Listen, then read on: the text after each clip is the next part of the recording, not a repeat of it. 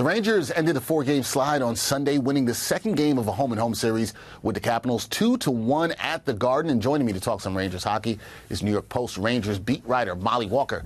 Joining me now. Molly, how you doing? I'm good. How are you, Dexter? I'm doing good. Can't complain. Rangers, they're doing better because they got a win, ended this losing streak. And Molly, this recent stretch for the Blue Shirts, it's been their roughest stretch of the season, where the team's been really impressive this season. What was wrong with the team during their 4-game losing streak, and what went right in Sunday's victory over Washington?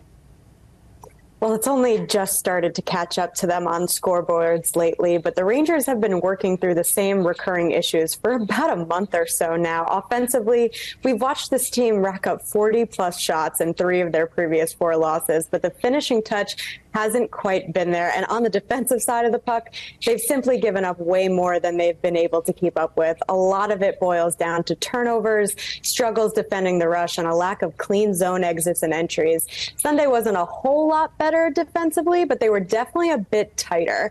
Washington didn't see too many rush opportunities, and the Rangers were able to hang on for a win, largely because Igor Shesterkin had arguably one of his best games of the season. Yeah, he was tremendous on Sunday there for sure. And another major storyline from Sunday is Kaapo Kakko returning to the lineup after missing 21 games with a lower body injury. What did you make of his performance on the ice in the win against the Capitals, and how big of a boost is it for him just to be back with the team?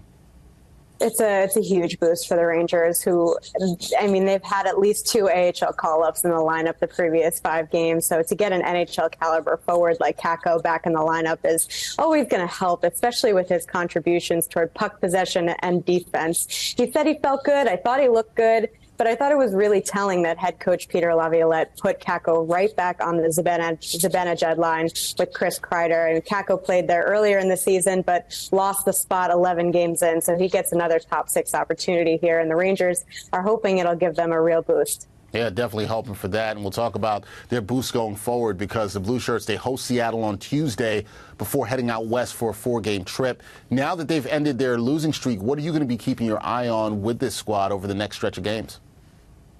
I think the Rangers still have a ways to go to get back to the way they were playing earlier in the season, even though I know they were at full strength then. I think today was a step in the right direction defensively for the team as a whole, and I think it was also an encouraging game for Igor Shesterkin. Like I mentioned, the Rangers are going to need more of the Shesterkin we saw tonight, but I'm looking for them to get back to the killer instincts that they had in the neutral zone earlier in the season. They were a lot better today, but I think we've seen what they're capable of. Yeah, we have, and hopefully we can see that at home on Tuesday against the Kraken, and then they take things out west. Molly Walker will be all on top of that, covering the Rangers for New York Post. Does such a great job for us. Molly, always good to see you. Always good to talk some Rangers hockey. We'll talk soon. Thanks, Dexter.